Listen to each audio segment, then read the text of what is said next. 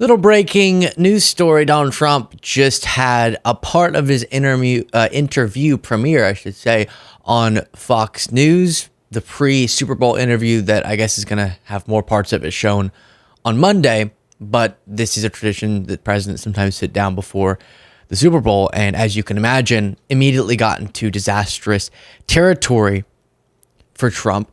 Being asked about Elon Musk's recent actions, let's just dive right into this first clip.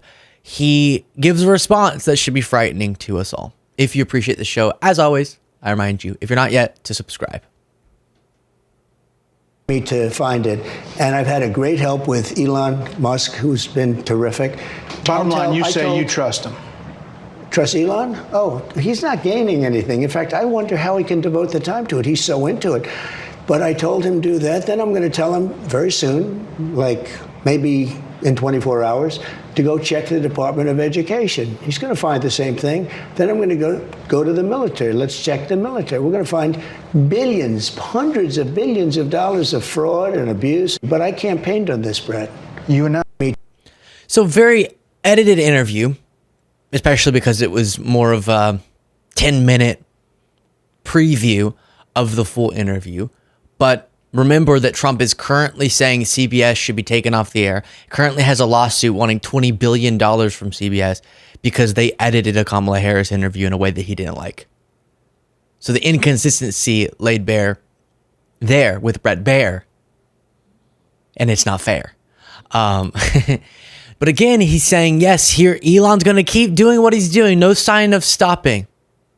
And Department of Education's next. He's also going after the NIH. On Friday, the Trump administration spread alarm among universities with an announcement that the National Institutes of Health is cutting billions of dollars in indirect costs for biomedical research funding. Quote, this action will slow advances for millions of patients who desperately need critical breakthroughs and imperil the U.S.'s position as the world leader in biomedical innovation. We talked about in a different segment today the assault on the Consumer Financial Protection Bureau. Elon indicating he wants it eliminated completely. RIP.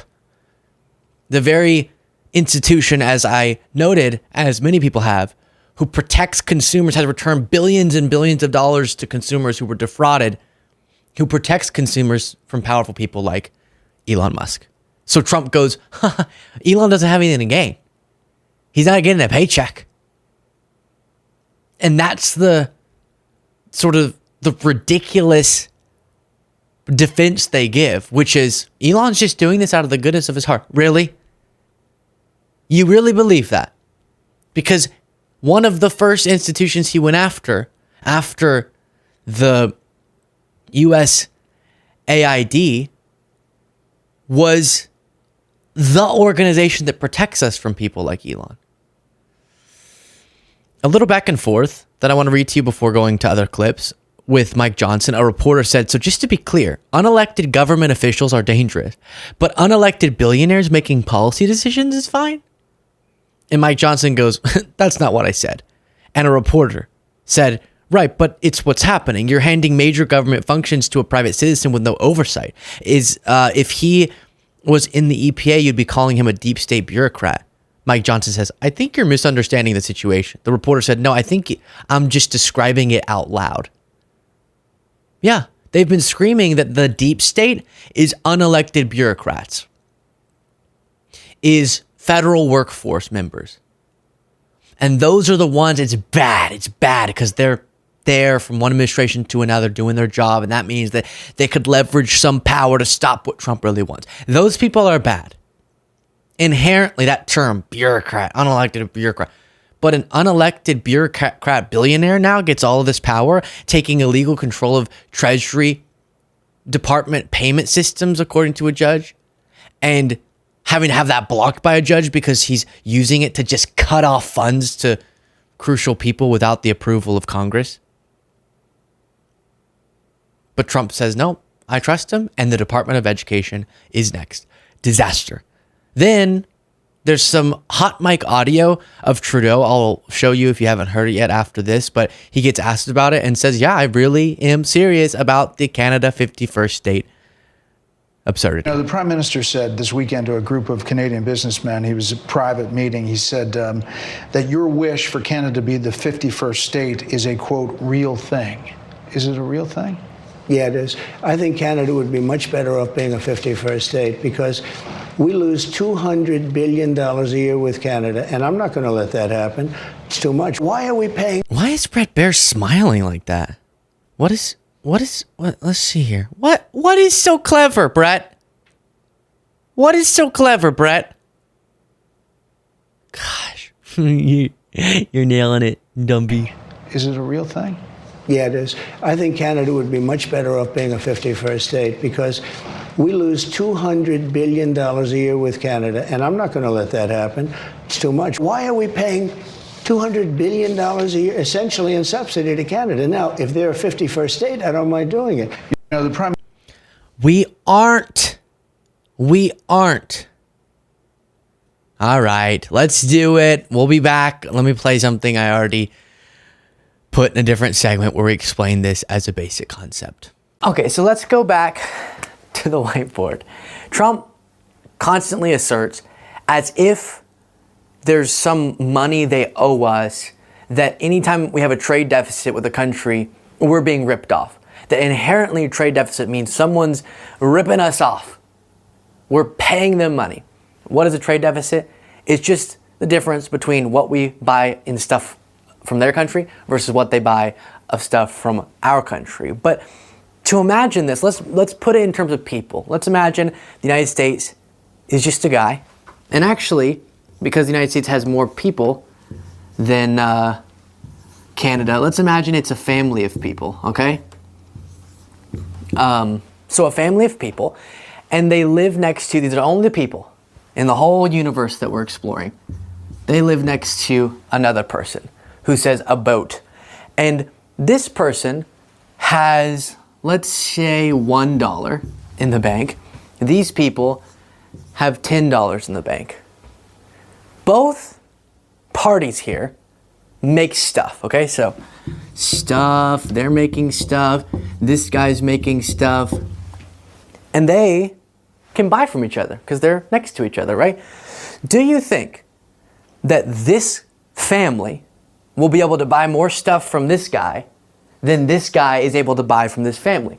Well, for one, there's more people here, so they'll have more needs, so probably, right? And they have more money to buy stuff.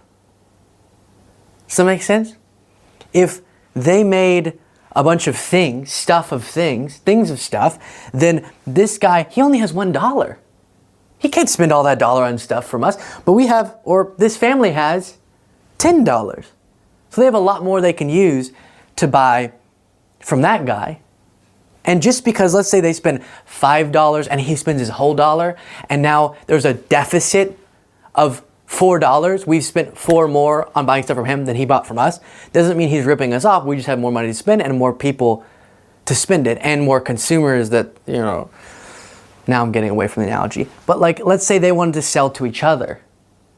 They also have more money to buy of his stuff to then sell to each other. So then bringing back that to reality, $27 trillion is the GDP of the United States. $2 trillion is the GDP of Canada. We have a lot more people and money, so it stands to reason that we'll have more wealth to buy stuff from them, and then often it's selling to each other, buy pieces of products, a part of a supply chain from them. And just because I think the trade deficit is like $80 billion, Trump's always misstating it, but it's like $80 billion, just because we happen to buy more of their stuff than they do of ours, doesn't mean anyone's being ripped off. It mostly just means we have a larger economy, that's more money to spend, and that does sometimes include more money to spend abroad in importing products from other countries that then become a part of stuff we're selling to each other. There it is. And we're back from the little whiteboard session. I did want to mention too, we'll see in the full interview, but from what was shown in the Super Bowl preview, Baier would just not push him on things. Oh, why do you think you can just shutter agencies and organizations within our government without approval of Congress and with no real justification, with no warning, as lives are literally going to be lost because life-saving medicine, because life-saving treatments are just put on hold? Hey, why are you doing that? And Trump goes, because of all the fraud. And Baier goes, you found fraud? And Trump goes, yeah, billions and billions. And then it moves on. What? As in what fraud? Because every time you name a specific example, it's a lie. A complete and total lie. Here's the audio that was asked about from Trudeau. Excellent. I suggest that not only does the Trump administration know how hypocritical we have, that maybe very much part of why they keep talking about absorbing us and making us very dangerous. They're very aware of what we have, and they very much want to benefit. But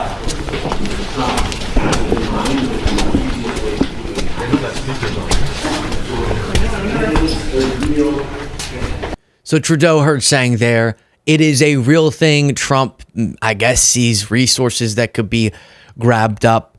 And there is a fear that we could see some sort of incursion or exploitative behavior to try to leverage this when it's just not happening. Meanwhile, as the Telegraph reports, Donald Trump may just cost Canada's Conservatives the election. So the Conservatives are wildly favored. But Trump's recent actions are causing, we won't get into this now, but a scenario that is very rare, but is causing a little bit of a coalescing around the Liberals that could harm the Conservative party, which is an interesting little ironic outcome of all of this. Then listen to his very nuanced and thoughtful take on who's going to win the Super Bowl. We really have a great quarterback. The other team, the quarterback really knows how to win. He is a great, great quarterback. So game prediction? I hate to do it. I just say that I've watched this great quarterback who has, by the way, a phenomenal wife, okay? I feel like he was told that Patrick Mahomes is a great quarterback, and that's the only phrase he can remember. Well, they have a great quarterback. So the team, what's the team's name?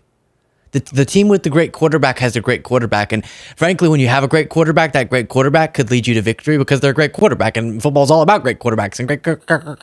But his wife, I love his wife. I hate Taylor Swift, but I love his wife. By the way, a phenomenal wife, okay? She's a Trump fan. She's a MAGA fan, so I happen to love her, okay?